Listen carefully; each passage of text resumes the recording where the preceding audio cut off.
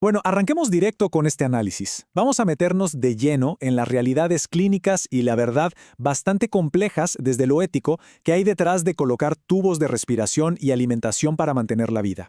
Hoy en día, la medicina moderna tiene una tecnología increíble para prolongar la vida, ¿cierto? Pero eso casi siempre nos lleva a una pregunta súper difícil. ¿Siempre deberíamos hacerlo?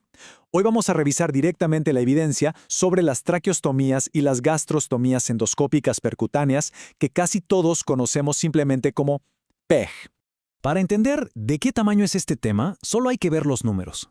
Imagínense, cada año en los Estados Unidos se colocan más de 100.000 traqueostomías y 215.000 tubos PEG en pacientes adultos. Es una locura.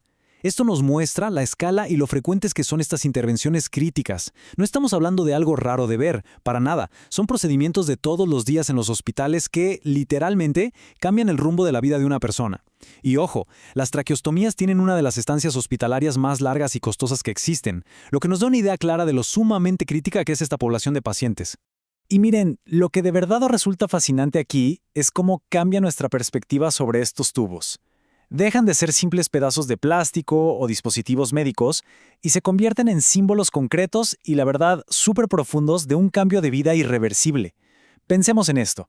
La mayoría se colocan porque se perdió una función vital o porque sabemos que se va a perder. Cuando las familias ven estos tubos, suelen caer en cuenta por primera vez de que el paciente quizás pierda su independencia para siempre.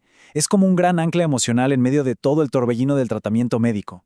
Lo cual ilustra perfectamente el tema central de lo que estamos analizando hoy. Hablamos de la responsabilidad monumental que tiene un cirujano para alinear estos procedimientos con los objetivos reales de cuidado del paciente. O sea, antes de siquiera pensar en hacer una traqueostomía o poner un PEG, el equipo no solo debe preguntarse, ¿se puede hacer técnicamente?, sino, ¿de verdad tiene sentido hacerlo?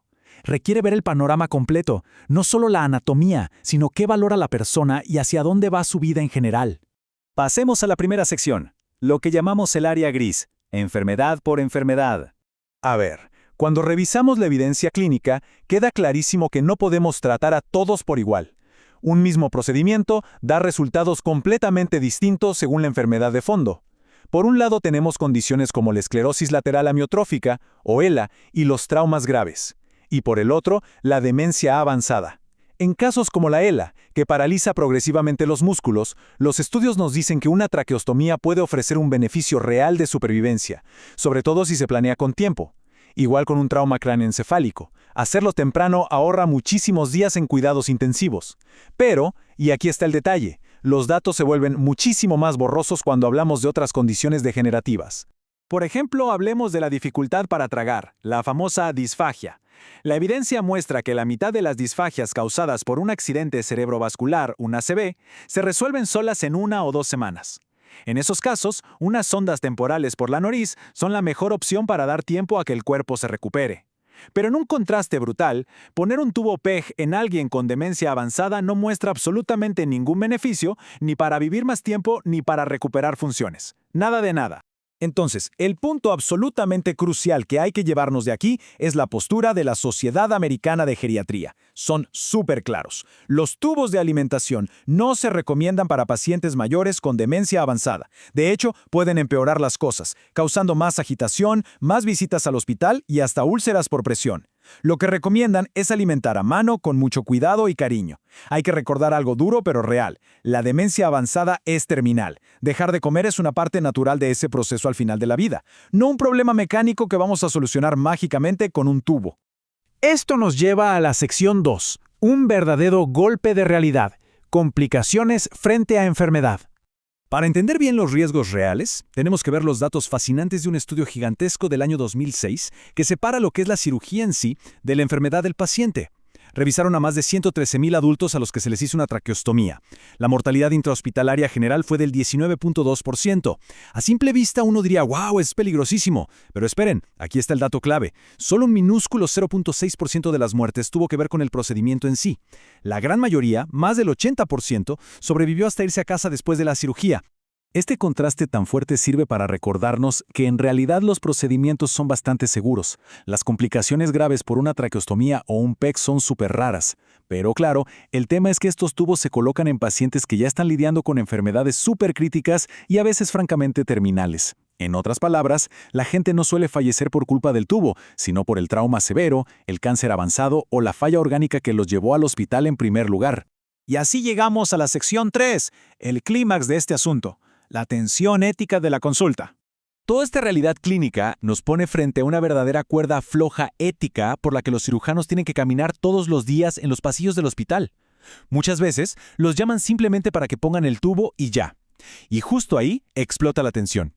El cirujano tiene que hacer malabares entre respetar el territorio del médico que hace la interconsulta, lo que a veces llaman honrar el campo del colega, y su deber ético fundamental de evaluar si eso de verdad le sirve al paciente. ¿Debería el cirujano ser solo un técnico que sigue órdenes a ciegas? ¿O debería dar un paso atrás y cuestionar si todo esto tiene sentido para la etapa de vida de esa persona? Y esta cita enmarca ese dilema a la perfección. Según los principios de atención paliativa del Colegio Americano de Cirujanos, un cirujano no debería limitarse a hacer el procedimiento si eso va en contra de los mejores intereses o del pronóstico de quien está en la cama. De hecho, tiene la obligación absoluta de desaconsejar intervenciones que solo van a alargar el sufrimiento sin aportar nada a la calidad de vida. Y bueno, si hay algún desacuerdo, el cirujano debe hablarlo primero con el médico tratante, para no causarle más confusión ni dolor innecesario a la familia, que ya de por sí está pasando por mucho. Lo que nos abre la puerta a la sección 4, navegando por los objetivos de atención. Con todo este enredo, la gran pregunta es, ¿cómo le hacen los equipos médicos y las familias en la vida real para pasar por estas encrucijadas tan pesadas? Por suerte, hay marcos éticos diseñados justo para esto. Estas dos preguntas que vemos forman la columna vertebral de un algoritmo súper útil que armó el Dr. Ravenek y su equipo. Sirve para ver si realmente tiene sentido poner un tubo de alimentación, porque no basta con preguntar si el tubo va a alimentar el cuerpo, ¿verdad? Hay que preguntarnos si va a nutrir a la persona. La fisiología y la calidad de vida tienen que ir de la mano, siempre de forma inquebrantable. Vamos a repasar rápido estos 4 grupos clínicos para entender cómo se mapean estos beneficios en la vida real. En el paso 1 tenemos pacientes con anorexia-caquexia, que suele verse en cáncer avanzado. Como su cuerpo ya no procesa nutrientes, un tubo no da ningún beneficio fisiológico real. En el paso 2, el estado vegetativo permanente. Tal vez ganen algo en lo fisiológico, pero su calidad de vida no va a mejorar en lo absoluto, así que se desaconseja. El paso 3 es más claro, pacientes que solo tienen disfagia aislada, por ejemplo, después de radioterapia. Ahí el tubo mejora ambas cosas, cuerpo y calidad de vida, así que se debe ofrecer. Y finalmente, llegamos al paso 4. Definitivamente, la categoría más difícil es este cuarto grupo. Estamos hablando de personas que sufrieron un ACV severo, que tienen una ELA progresiva o demencia avanzada. En estos casos, el beneficio médico es totalmente incierto. Y por eso mismo, se vuelve absolutamente obligatorio tener una conversación profunda, súper honesta y sin prisas sobre lo que de verdad quiere la familia y los valores del paciente.